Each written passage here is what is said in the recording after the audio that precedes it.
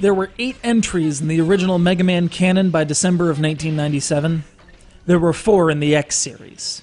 The vast majority of these had the same basic gameplay design. You've got 6 or 8 bosses, their weapons can be assimilated and used to defeat other bosses, then you've got a castle or some similar edifice to scale.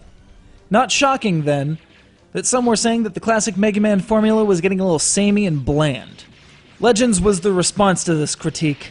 A completely new game, new setting, new characters, entirely different gameplay, and a creepy dancing monkey. Here's the similarity. There's a guy called Mega Man, he wears blue, and he's a robot-ish thing. Talk about an uncanny valley. In a world filled with endless water, and no Kevin Costner, thank you, he treks through underground labyrinths for hidden treasures of an ancient civilization, and plenty of danger. He's assisted to this end by his spotter, Roll, and yes, I see what they did there. After one particular dig, their airship begins to malfunction, eventually crash landing on Cadillacs Island, where they're just in time to stave off an invasion by a famous family of pirates. You may have heard of them, or rather, the important one. Hey, you! Thanks to you, everything's a mess now, isn't it? Huh? Aren't you the girl who's being chased by that dog? Shut up! I don't want to hear about that! Do you know what you've done?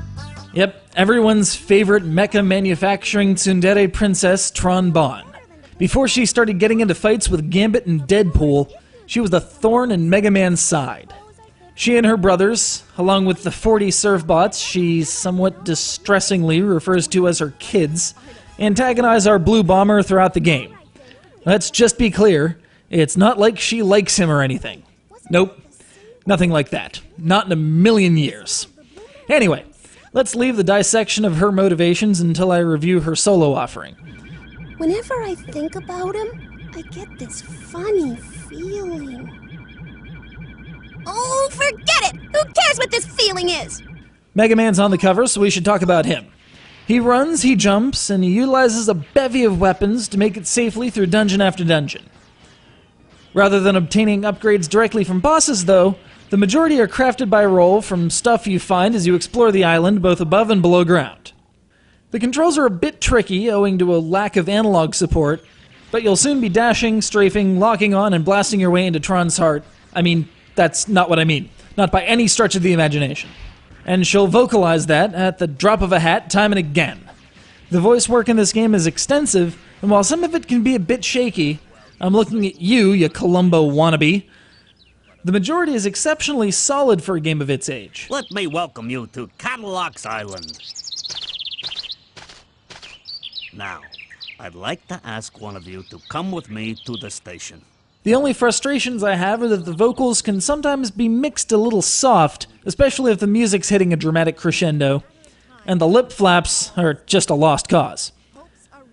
But those are some high expectations to hold, and the fact that those are my gripes just underlines how much this game got right. There's allegedly a port to the N64, imaginatively titled Mega Man 64, as well as to the PC, but accept no substitutions. This is a PlayStation game, and that's how it should be enjoyed. When the world asked for change, change happened. Now, the world asks for Mega Man, any of them, in Marvel vs. Capcom 3. Come on, Tron needs someone to not love. Never.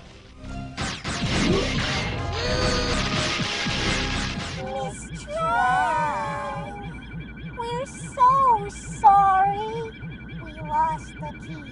Oh, what happened this time? I can't take my eyes off you for a second, can I? Just you wait till we get back. You're in a lot of trouble. Oh, no.